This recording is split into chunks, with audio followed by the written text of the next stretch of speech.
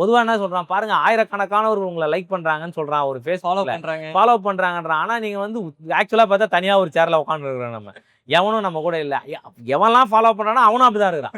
அப்ப தனியா வந்து ஒரு மனுஷன மாத்திட்டு சமூகம் தான். நீ வந்து மேன் இஸ் எ சோசியல் அனிமல்னு சொல்றோம். ஒரு சமூக விலங்குன்னு சொல்றோம். அப்ப சமூகத்திலிருந்து மொத்தமா பிச்சு எடுத்துன்னு வந்து நீ இந்தா ஃபோன் தான் உனக்கு, இன்டர்நெட் தான் உனக்கு உலகம்னு சொல்லிட்டீங்கன்னா, உங்களால வந்து எந்த தொடர்புமே மனித தொடர்பே இல்லாம போகுது.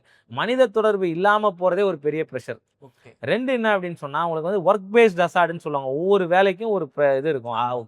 பிரச்சனை இருக்கும். இப்ப நான் வந்து ஒரு கட்டுமான வேலைக்கு போறேன்னா, அங்க இருக்கிற தூசியோ, அங்க இருக்கிற கலவையோ அதெல்லாம் வந்து எனக்கு பிரஷரா இருக்கலாம். நான் ஒரு நிலக்கரி சுரங்கத்தில வேலை போறேன்னா, அங்க வந்து ஒரு ஹீட்டு, அங்க இருக்கிற டஸ்ட்டு, ஒரு கெமிக்கல் கம்பெனி. இப்போ ஒவ்வொரு இடத்துக்கும் ஒரு ஒரு ஹசார்டுன்னு சொல்றோம். இப்ப நீங்க வந்து இந்த ஜென்சி வேலை செய்ற தலைமுறைக்கான ஹசார்ட் என்னன்னு சொன்னா, நான் வந்து ஒரு மானிட்டரே மொறச்சு மொறச்சு பார்த்துட்டு இருக்கிறேன். ரொம்ப நேரம் நான் வந்து அதிலேயே என்னுடைய மைண்ட வந்து அப்ளை பண்ணிக்கிட்டே இருக்கிறேன். புரோகிராம்ஸா பார்த்துட்டு இருக்கிறேன். நம்பரா பார்த்துட்டு இருக்கிறேன். என்ட்ரியா பண்ணிக்கிட்டே இருக்கிறேன்.